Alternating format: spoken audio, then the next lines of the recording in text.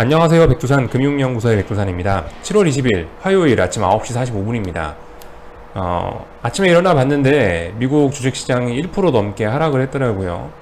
그럼 당연히 한국도 개파락 출발하겠죠.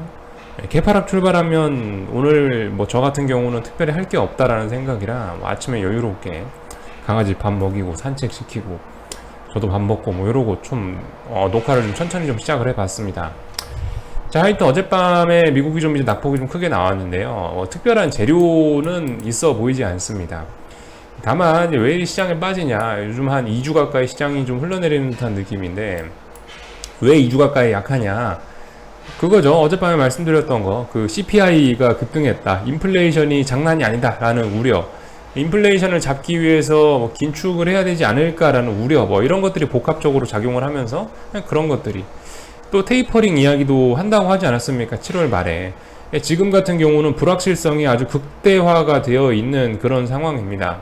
불확실성이 상당히 많이 커져 있는 상황이다. 그래서 불확실성이 제거가 되면 뭐 어떻게 되겠지만, 하여튼 지금 같은 경우는 어떤 그런 점들, 이 통화정책 자체가 지금 아직 그 갈피를 못 잡고 있는 상황이라 통화정책에 관련된 불확실성으로 이렇게 오랫동안 흔들리고 있는 것이라고 저는 일단 보고 있습니다.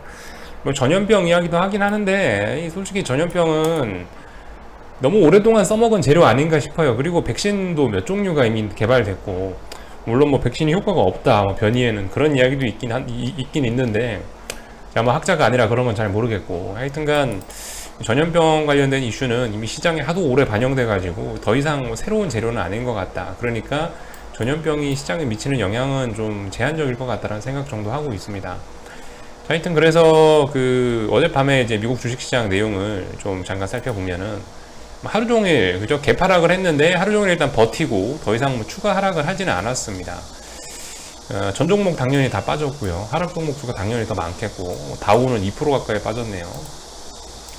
하여튼 그 나스닥이 1.06, S&P가 1.59% 하락 마감을 했네요. S&P가 좀 더 많이 빠졌네요. 자, 하여튼 어제 하락으로 인해서 이제 좀 다른 이야기를 할 수 있을 것 같은데요. 제가 말씀드렸던 게 이거죠. 최소 여기 저는 박스권 정도를 생각한다 했는데 어제 뭐 갭으로 이 박스를 한 번에 깨면서 시작을 했거든요. 그러면서 이제 여기가 중요한 저점이라고 보고 있는데 이런 식으로 일단 저점이 낮아지고 있습니다. 이제는 미국에도 이런 이야기를 할 수 있을 것 같아요. 반등시 매도해보자. 미국도 반등시 매도해보자라는 이야기를 좀 해볼 만할 것 같습니다. 물론 몰라요. 어디까지 반등이 올라올지 모르겠지만은 일단 반등시, 미국도 상승 마감하면은, 미국도 상승하는 날이면은 이제 우리가 손가락이 좀 바빠져야 되지 않을까 싶고, 숏을 보시는 분들이, 저는 일단 그렇게 보고 있습니다.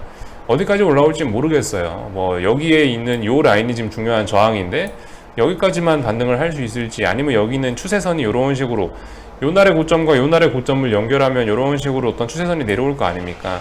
이 부분까지 올라올 수 있을지 어쩔지 모르겠지만은 하여튼 반등시 매도해보자, 뭐 요런 이야기 정도는 할 수 있을 것 같아요. 미국 같은 경우는 이제 시동에 걸리냐 마냐가 지금 이제 좀 고민이 되는 그런 상황인 거고요. 한국은 뭐 이쯤 되면 일단 시동은 걸렸다라고 보는 게 맞긴 맞겠죠. 한국은 오늘도 저점이 좀, 한국은 오늘도 많이 하락하고 있으니까 436까지 못 올라온다라 생각하면은 어쨌든 하락엔자로 좀 저점이 다음번에 낮아질 가능성도 있고 이러니까, 어쨌든 미국은 이제 좀 시동이 좀 걸리나 이제 좀 의심을 해봐야 되는 그런 단계고, 한국 같은 경우는 제 생각엔 아직 확정된 건 아니지만 기울기가 이렇게 가다가 이렇게 2단으로 꺾일 가능성이 굉장히 높아졌으니까 이거면 의심할 수 있죠. 야, 이러면은 이거 하방 엔진이 가다가 시동 꺼질 수도 있겠다 싶은데, 기울기가 한번 가팔라졌으면 이제 어느 정도 시동이 꺼지지는 않을 정도의 RPM까지는 올라왔다라고 보니까 엔진이 시동이 꺼지지는 않겠죠. RPM이 어느 정도 붙었으면요. 그래서 좀 가능성이 좀 있어 보입니다. 아직 이 2단계로 기울기가 가팔라졌냐 확정은 아닌데 사실상 확정으로 봐도 되지 않겠냐 싶어요. 하여튼 뭐 중간에 한국 얘기를 하긴 했는데 미국 얘기를 어쨌든 뭐 다시 하자면요. 그래서 미국 같은 경우는 중요한 어떤 자리들을 일단 붕괴를 시켰습니다. 붕괴를 시켜가지고 머리 위쪽에 일단 저항이 일단 단기적으로 굉장히 많아진 상태고요. 이건 나스닥인데. 그래서 일단 반등시 매도를 한번 해보면 괜찮을 것 같아요. 반등시 매도 전략을 해보면 괜찮을 것 같고, 그러니까 쭉 올라오겠죠. 어쨌든 지금 이 한국장에서도 보셨다시피 첫 번째 이 시동 거는 게 어렵잖아요. 첫 번째는 하락도 약하고 반등도 강하고 하락도 약하고 반등도 강하고 이렇잖아요. 근데 두 번째 정도 꺾이기 시작하면은 이제 하락이 좀 더 강하게 하락하고 반등은 얕게 나오고 하락은 좀 강하게 나오고 반등은 작게 나오고 이런 식의 이제 흐름이 나타날 거 아닙니까? 근데 이제 한국은 2단계일 가능성이 있는데 이 미국 같은 경우는 아직 1단계이냐 시동이 걸려있는 1단계냐 이것도 지금 의심되는 단계이기 때문에 아무튼 개인적으로 봤을 때 반등은 좀 올라오면 좀 많이 올라올 것 같다는 생각은 들어요. 어디까지일지는 모르겠지만은 일단 그래서 충분히 반등 올라오는 거를 좀 기다렸다가 숏을 잡으면 되지 않겠냐라는 생각을 하고 있습니다. 충분히 올라와서 어딘가를 못 넘는 모습이 보이면 이제 그런 자리에서 이제 왕창 잡으면 괜찮지 않을까라는 이런 생각을 좀 해봤습니다. 예, 사실 뭐 어제 좀 급락을 하긴 했는데 미국 주식시장들이 변동성도 좀 튀어오르긴 했는데요. 이 정도 튀어오르는 것까지는 뭐 아직까지 야 이거 너무 지나친 급락이 아니냐 이런 이야기 하기까지는 좀 괜찮다. 예. 그러니까 어제 이 정도 빠진 거로는 뭐 너무 오버하게 많이 빠졌네 이런 이야기 하기는 좀 아닌 것 같아요. 그렇죠? 그냥 빠질 만큼 빠지고 있다. 아직까지는 시장이 좀 정상적인 범위에서 빠지고 있다. 아직까지 뭐 하방 숏 세력들이 막 힘을 무리하게 쓰고 있다. 그런 거는 일단 아니라고 보여집니다. 물론 뭐 단기적으로는 어제 하루 이런 관점에서 보면 좀 너무 힘을 좀 뺀 걸 수도 있지만은 아무튼 좀 큰 관점에서 이렇게 S&P나 뭐 나스닥이나 큰 관점에서 보면은 지금 같은 경우는 어쨌든 뭐 정상적인 그냥 너무 무리하지 않고 적당히 잘 가고 있는 것 같습니다. 만약 근데 이제 오늘 밤에도 막 2% 3% 여기서 급락하면서 자꾸 낙폭이 이렇게 꺾여버리면은 이런 건 안 되겠죠. 근데 뭐 어쨌든 이 정도 낙폭까지는 뭐 괜찮다라고 보여집니다. 숏을 보시는 분들 입장에서 이런 건 나쁘지 않다라고 생각합니다. 여기서 이제 오히려 막 2% 3% 쏟아지면서 마치 작년 3월처럼 그때 그 코로나가 처음으로 등장했을 때 그런 식으로 주식시장이 그렇게 흘러간다면 그건 이제 숏 보시는 분들께 오히려 쥐약이겠죠. 자, 아무튼 뭐 이런 모습들이 나왔습니다. 어젯밤에 그래서 달러 인덱스 같은 경우는 이제 고점을 살짝 높였다가 좀 밀리고 있고요. 하여튼 잘 가고 있어요. 예. 우상향해서 잘 가고 있고요. 강달러가 잘 이어지고 있고 그로 인해서 영향을 받아서 원달러 환율도 잘 가고 있다. 약세 흐름으로 잘 가고 있다. 원달러 환율 약세 나오고 뭐 달러 강세 나오면 신흥국 주식이 좋을 리가 없다. 이런 이야기들 뭐 계속 드리고 있습니다. 하여튼 그 인플레 관련해 가지고 이미 시장이 이렇게 흔들리고 있다라고 생각을 하는데 그죠? 바이든은 어제 나와가지고 인플레이션 우려 없다라고 이야기했는데 시장의 반응은 냉담했던 거죠. 대통령이 나와서 인플레이션 우려 없다라고 했는데 대규모 재정 지출 관련된 이야기인데 아무튼 뭐 인플레이션 우려 없다 뭐 이런 이야기 하긴 했는데도 그럼에도 불구하고 일단 시장은 안심하지 못한 듯한 모습입니다. 그죠? 어제 1% 넘게 하락했으니까요. 바이든이 밑밥 깔아줬는데도 별 반응이 없었다. 파월 의장이 지난주에 2번 밑밥 깔아줬는데도 별 반응 없었다. 라는 거. 그러니까 지금 그만큼 시장은 어떤 긴축 공포 아니면 인플레이션 우려를 좀 상당히 심각하게 나타내고 있는 것이 아니냐라는 생각이 듭니다. 인플레이션 관련해 가지고 다양한 이야기들이 이렇게 있죠. 뭐 일시적이다, 일시적이지 않다, 뭐 이렇게 제법 쟁쟁한 분들이 나와갖고 싸우고 있는데 솔직히 인플레이션은 계속 이게 일시적이라고 하긴 너무 많이 오랫동안 지속되고 있지 않습니까, 그죠? 일시적이지는 않을 거예요. 일시적이지는 않은 것 같고. 하여튼 참, 이런 이야기들 참 몇 가지 이슈만 좀 던져놓고 좀 넘어가야 되겠습니다. 안 그래도 이런 이야기를 한번 가볍게 하고 넘어가야겠다 싶은데, 하여튼 녹화만 하면은 제가 까먹어가지고, 아무튼 이렇게 메모장에 좀 적어놨는데, 요런 이야기들 간단하게 한마디씩만 하고 넘어갈게요. 지금 인플레이션 이야기하니까 장기물 국채금리 하락 관련된 이슈부터 좀 잠깐 보자면은 안 그래도 어젯밤에 보시면은 또 금리가 10년물 국채금리입니다. 장기물 국채금리가 또 급락을 했어요. 그러니까 지금 이게 국채금리가 계속 떨어지고 있는 이 흐름은 뭐냐면은 결과적으로 그거에 베팅한 거예요. 채권시장 플레이어들이 연준이 인플레이션을 잡을 수 있어라는 그런 연준의 자신감을 믿고 베팅을 한 거거든요. 아무튼 그런 베팅이 계속 이어지고 있는 상황입니다. 인플레가 어떻게 가속되면 가속될수록 오히려 이제 금리가 더 떨어지고 있는 이런 모습들이 나오고 있는데 하여튼 뭐 지금 현재 금융시장 플레이어들은 채권시장 플레이어들은 일단 그거에 베팅하고 있다. 연준이 인플레이션을 잘 잡을 수 있다에다 일단 계속 베팅을 하고 있는 이런 모습입니다. 약간 좀 단기적으로 좀 오버슈팅, 뭐 단기적으로 반등이 좀 나올 만한 자리로 보이긴 합니다만은 이게 추세적으로 돌아서기는 일단 어려워 보입니다. 이게 뭐 엄청난 급락이 나온 것도 아니고, 여기서 일단 추가적으로 뭐 급락이 나와야 뭐 얘도 다시 턴어라운드를 하고 이런 이야기를 할 수 있을 텐데, 아직까지는 그냥 정상적인 이런 범위 내에서 잘 진행이 되고 있어요. 이런 추세는 일단 좀 오래 갈 것으로 보이긴 보입니다. 근데 이들이 틀렸을 가능성도 있을 거예요. 이런 뉴스도 있긴 있어요. 채권 시장 인플레의 잘못 판단, 고통을 겪을 수도 있다라고 써놓긴 써놨거든요. 여기 보시면은 지금 미국 국채시장은 몇 달간의 놀라운 인플레이션 지표에도 물가가 통제될 것이라는 페드의 견해를 따르는 것으로 보인다. 이게 제가 얘기한 거예요. 이게 이제 연준이 인플레를 잡을 수 있다에다 지금 플레이어들이 베팅하고 있는 거라고요. 근데 잘 안 될 수도 있겠죠. 하여튼 이런 점들, 솔직히 지금 요즘 채권 시장 금리나 이런 거에 관련돼서는 전 솔직히 지금 어떻게 흘러갈지 잘 모르겠습니다. 이게 앞으로 금리가 계속 떨어질지 아니면은 올라가면서 어떤 문제가 될지 솔직히 잘 모르겠어요. 근데 일단 뭐 저의 생각은 그렇습니다. 지금 여기서 금리가 더 급격하게 하락을 해도, 아니면 여기서 다시 금리가 막 심각하게 다시 반등을 하면서 올라가도, 둘 다 지금 주식시장에는 결코 이게 둘 다 호재는 아닐 것 같아요. 둘 다 안 좋을 것 같아요. 왜 둘 다 안 좋냐? 일단은 이 금리가 떨어지고 있다는 것 자체가 어쨌든 안전자산으로 자꾸 돈의 쏠림을 의미하는 것도 있잖아요. 그러니까 일단 금리가 계속 떨어지고 있는 와중에는 주식시장이 일단 별로 좋지는 않을 것 같아요. 일단 그런 생각을 하나 갖고 있고, 그래서 금리 떨어지면 안 좋을 거다. 제가 예전에 이런 이야기도 살짝 던지긴 했잖아요. 기준금리라는 지표를 가지고 제가 주식시장을 봤었는데, 기준금리는 이미 제로에서 마이너스로 가지는 않는다고 파월이 이야기를 했으니까, 기준금리를 대신할 지표로서 10년물 국채금리를 활용하는 게 어떻겠습니까? 라고 이야기를 드렸는데, 실제로 지금 그렇게 움직이면 나오고 있어요. 금리가 하락하면서 주식시장이 같이 하락하고 있죠. 그러니까 이게 금리가 하락하면은 지금 일단 주식시장에 안 좋다는 신호이긴 한 것 같아요. 그래서 일단 금리가 여기서 추가적으로 하락해도 주식시장은 별로일 것 같고, 여기서 예를 들어 금리가 뭐 어떻게 운이 좋아서 올라간다라고 칩시다. 만약 다시 반등을 했다라고 쳐요. 그러면 또 여기쯤에서 반등한다라면 또 다시 이런 강력한 상승세가 나올 텐데, 금리가 올라갈 텐데, 금리가 올라간다라면 지금 뭐겠어요? 인플레이션 때문에 올라가겠죠. 지금은 플레이어들이 연준이 인플레를 잡는다라는 생각을 가지고 아래쪽으로 베팅하고 있지만, 금리가 떨어진다에 베팅하고 있지만, 뭐 하여튼 FOMC 회의에서 뭐라 하든가 해서, 예를 들어 야 이거 연준이 인플레이션을 그냥 놔둘 것 같아. 이거 앞으로 인플레이션이 더 폭등할 것 같아. 라고 생각을 다시 금리가 올라간다에 베팅을 한다면 어떻게 되겠어요? 이제 채권 금리들 다 같이 전 세계 금리가 다 올라가는 거죠. 시중금리 올라가는 거죠. 시중금리 올라가면 뭐 방금 여기 일본에 써놨다시피 뭐 부동산 관련된 뭐 기업들이나, 하여튼 금리 올라가면 부실 기업들에 좋겠어요. 금리 올라가면 부실 기업들의 최악이죠. 연쇄 디폴트 이런 것들 생각할 수 있다라는 거.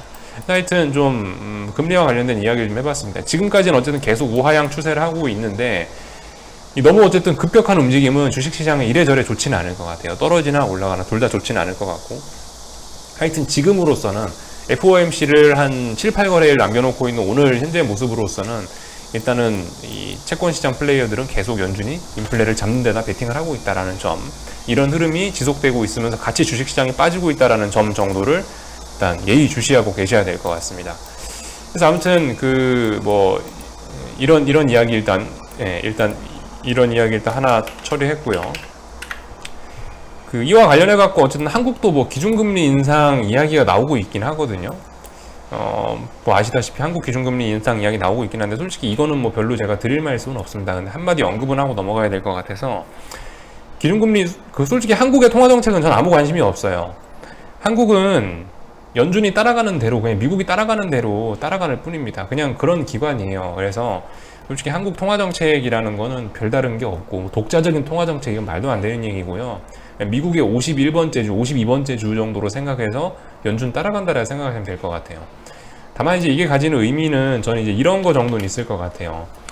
강달러 이런 걸로 인해서 드디어 이제 한국도 이제 슬슬 이제 바짓가랭이가 젖어오고 있구나 라는 생각을 하고 있습니다. 그러니까 무슨 얘기냐면, 원래 미국이 어떤 조치를 취했을 때 제일 밑에 약한 고리부터 터져나가기 시작하거든요. 대표적으로 지금 벌써 일찌감치 금리 인상을 몇 번 했던 나라들이 있어요. 예를 들면 뭐 터키라든가, 하여튼 몇 개 나라들이 기억이 잘 나지는 않는데, 저기 신흥국들 약한 나라들 있잖아요. 남미의 일부 국가들이나 터키라든가 이런 나라들은 이미 금리를 몇 번 올렸단 말이에요. 걔네들은 왜 금리를 올리겠어요? 미국이 조금이라도 긴축적인 모습을 보이니까 자금이 미국으로 싹 다 빠져나가니까 그런 걸 막기 위해서 걔네들은 걔네들은 미국에서 뭔 일이 생기면 가장 먼저 피해를 보는 그런 나라들이란 말이에요. 그러니까 걔네들 같은 경우는 금리를 빨리 올렸어야 됐고, 한국 기준금리 인상 이야기가 슬슬 나오는 거 보니까, 야, 이거 슬슬 이제 우리한테도 이제 그 목에 칼날이 들어오고 있구나라는 생각 정도를 좀 해보고 있다라는 거죠. 지금 한국까지 기준금리 인상 이야기를 이렇게 한다라는 거는 당장 올리는 건 아닌데 언젠가 올릴 수 있다 이런 이야기를 하는 게 벌써 지금 세상이 녹록지가 않아졌다. 금융시장, 주식시장 유동성 랠리가 녹록지 않아졌다. 뭐 이런 거를 증명하는 것이라고 봅니다. 기준금리 인상 이야기 나온다는 이런 현상 자체가 녹록지 않다라는 이야기를 한다. 뭐 그런 증거라고 볼 수 있다. 요 정도 이야기 하면서 뭐 넘어가도록 하겠습니다.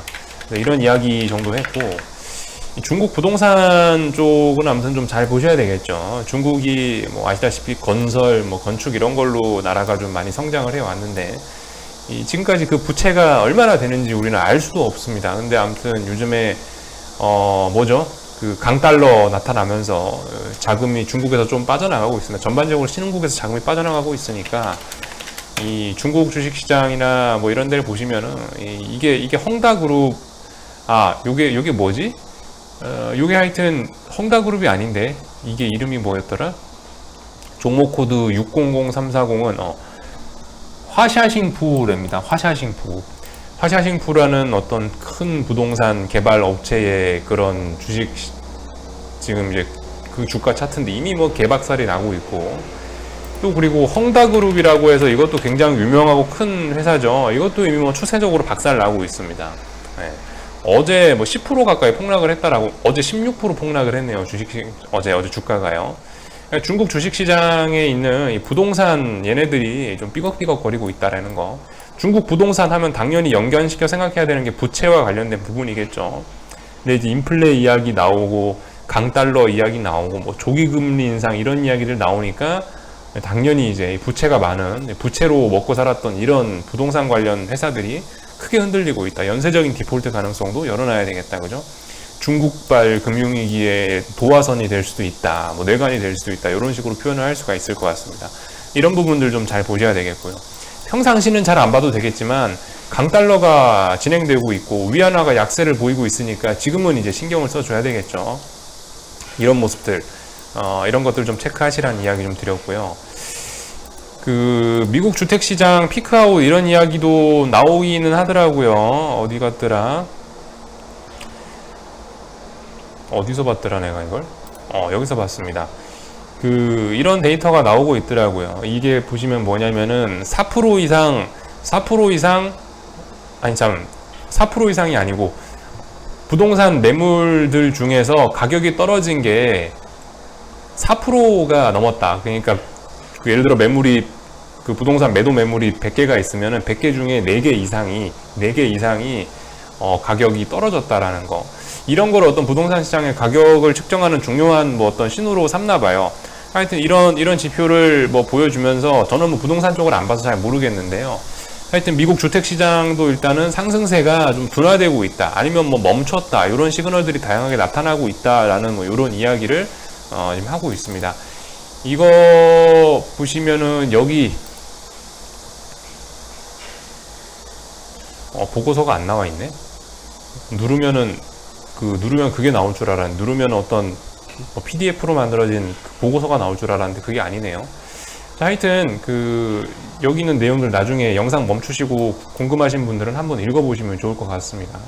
하여튼 부동산 가격 같은 것도 심상치 않다. 미국 부동산 가격도 피크아웃 뭐 나오고 있고, 그 와중에 중국 부동산의 이런 회사들이 어제 뭐 16%씩 폭락을 하면서 디폴트 우려들이 나타나고 있고, 이런 점들 한 번쯤 읽어보시면 좋을 것 같아요.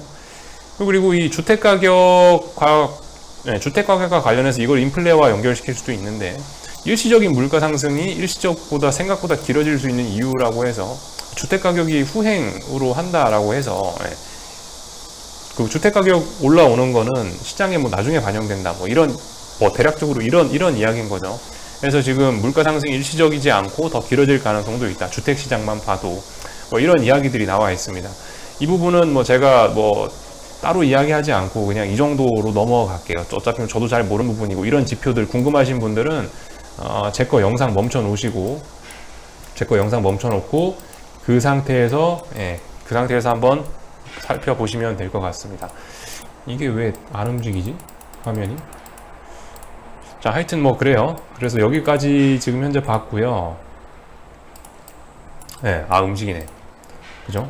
하여튼 요렇습니다. 차트 대략적으로 한번 살펴보실 분은 살펴보시면 될 것 같고, 그래서 일단 한국 주식시장 사실 별로 할 얘기가 없어요. 반등 올라오고 있으니까. 한편으로 뭐 제 생각엔 뭐 다행이라고 생각을 합니다. 반등 나와야 될 자리에서 반등하고 있고요. 적당히, 그죠? 적당히 빠질 만큼 빠졌고 반등 나올 자리에서 반등 나오고 있다라고 생각합니다. 그래서 말씀드렸다시피 이렇게 하락하는 날에는 저는 아무것도 할 생각이 없고요. 반등이 올라오면 이제 거기서 이제 슛을 좀 잡아봐야겠다라는 생각을 하고 있어요. 다만 이제 어젯밤과 조금 생각이 바뀐 거는, 야, 이거 436이 이제 어떤 반등의 고점이 된 것 같다라는 생각. 그러면은 이제 우리가 지금까지는 숏을 지난주에는 되게 좀 저는 보수적으로 생각을 하면서 좀 잡아봤거든요. 아유, 설마 이게 가겠어, 이것도 시동 꺼지겠지라는 생각을 반신반의하면서 그냥 단기 하락 추세니까 나는 숏을 잡는다라는 생각을 가지고 좀 그렇게 생각을 했어요. 네가 빠져봐야 얼마나 빠지겠냐, 그런 생각을 하면서 했는데, 이제는 조금 좀 공격적으로 생각을 바꿔봐도 괜찮지 않을까라는 생각을 하고 있습니다. 436이 고점이 됐다라는 생각을 갖고 이번에는 뭐 예를 들면 5일선 터치하면 뭐 매수한다든가, 그러니까 이 뭐예요, 지금까지 우리가 그어놓은 다양한 어떤 저항들이 있을 거 아닙니까? 여러분 나름대로 그어놨던 저항들, 저는 430, 뭐 433, 뭐 435, 지금은 430과 433 정도가 중요한 자리가 될 텐데, 아무튼 이런 자리들이 중요하다고 말씀드렸는데, 이런 자리에 이젠 터치도 못할 가능성도 좀 염두를 해두고 거기에 맞춰서 좀 대응을 해야 되지 않겠냐 싶어요. 예전에는 좀 불안하면서 조금씩 샀다면, 이제는 조금 본격적으로 조금 좀 어쨌든 그런 생각을 갖고 매수를 해보는 게 좋지 않을까라는 생각입니다. 오늘 하자는 게 아니고, 아무튼 오늘은 뭐 오늘은 하락 중이니까 굳이 뭐 이런 날에 숏을 더 비싸게 사줄 필요는 없을 것 같고요. 일단 아무튼 어떤 그 단기 저점 정도의 느낌 정도는 좀 나긴 나는 것 같습니다. 뭐 보시다시피 이쪽 부근에 전저점 자리에 어떤 뭐 그 지지력이 있을 거니까, 또 121선 처음으로 터치했잖아요. 거의 1년 만에. 그러니까 이 부근 어딘가에서 아마 반등하겠지라는 생각 정도 하고 있고, 하여튼 그 고버스 차트를 봐도 그래요. 고버스 차트를 봐도 약간 좀 그렇지 않습니까? 이런 자리에서 음봉 나오는 거 좀 심상치 않지 않으세요? 그죠? 굳이 이런 자리에서 사줄 필요는 없을 것 같다라는 생각이 들고 있고, 풋옵션 같은 것들 보셔도 일단 뭐 단기적으로 일단 음봉 나오고 있고, 콜옵션들 보셔도 일단 단기적으로 양봉 나오고 있으니까, 다만 이제 여기서 이제 우리가 봐야 될 거는 내일이 중요할 것 같아요. 그러니까 여기서 의미 있게 반등이 좀 올라오느냐, 아니면은 여기서 그다지 큰 반등도 없이 그대로 자빠질 거냐랑 관련된 부분을 이제 내일 보면 될 것 같은데, 내일 콜옵션 잘 보면 될 것 같아요. 내일 콜옵션이 여기서 또 죽지 않고 버틴다, 그럼 이제 반등이 좀 올라올 수 있겠지만, 내일도 여기 어디서 지금 이제 양봉이라 뭐 이렇게 양봉으로 마감한다 치고요, 이 양봉을 훼손하거나 여기서 또 지지력이 안 나온다라고 생각한다면은 조금 빨리 숏을 좀 더 잡아봐야 될지도 모르겠다라는 생각 정도 하고 있습니다. 그래서 이런 모습들 정도 살펴봤고, 하여튼 아직까지 이 정도 빠지는 건 괜찮다라고 봅니다. 이거는 뭐 딱히 무리하거나 이런 거 아니고 빠질 만큼 빠지고 있다라고 그냥 생각을 하고 있고요. 아무튼 뭐 말씀드렸다시피 1단 하락에서 지금 이제 2단으로 일단 기울기가 좀 가팔라질 가능성이 좀 높아진 것 같고, 그 와중에 원달러 환율은 또다시 고점을 높이면서 신나게 잘 가고 있습니다. 1145원 훌쩍 뛰어넘어서 1150원을 이제 넘어갔네요. 그죠? 조심해야 되긴 하겠습니다. 자, 그래서 코스닥 시장도 여러분들 똑같습니다. 코스닥 시장도 똑같아요. 지금 요즘에 코스피하고 완전 그 커플링이 되고 있어가지고, 아무튼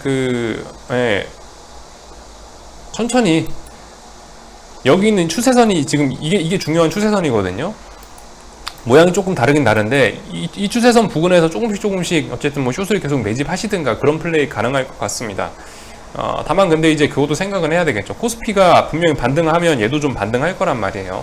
얘 같은 경우는 아직까지 좀 천천히 해보는 게 좋지 않을까 싶습니다. 얘도. 코스닥도 천천히. 코스닥도 분명히 아마 반등이 좀 올라오긴 올라올 것 같은데, 어쨌든 위쪽에 저항들이 많으니까 제한적이긴 할 거란 말이죠. 그러니까 이 부근에서 얘는 좀 간을 좀 잘 봐야 될 것 같습니다. 얘 반등 얼마나 올라오는지 확인하고, 어쨌든 여기는 이 추세선은 지금 이제 중요한 저항이 돼서 잘 못 넘어가고 있으니까 추세선 부근에 와 있기도 하니까 조금씩 얘 같은 경우는 지금 뭐 하락을 하더라도 조금씩 이런 자리에서는 그 조금씩은 모아봐야 되지 않나라는 생각을 좀 해보고 있네요. 모양이 조금씩 다르니까 아무튼 대응 조금씩 다르게는 해야 될 것 같네요. 비슷하긴 비슷한데 조금은 차이가 나니까 코스피는 전 아무튼 오늘 아무것도 안 할 건데 코스닥을 한다라고 한다면 오늘 정도도 오늘같이 이렇게 하락하더라도 조금씩 어쨌든 좀 시옷을 조금씩 매수하는 건 괜찮지 않을까. 코스닥 이야기 조금 해봤습니다. 어쨌든 여기 있는 이런 저항을 지금 못 넘어가고 있는 거거든요. 그러니까 지금 그리고 이 저항선 부근에서 계속 놀고 있으니까 이런 부분에서 조금씩 매수하면 되지 않을까. 요 정도 생각 한번 말씀드렸습니다. 오늘 좀 늦게 출발, 좀 녹화도 늦게 시작한 데다가 할 얘기도 좀 많았어가지고, 그죠? 이런 이야기들을 한다고 좀 영상이 길어졌네요.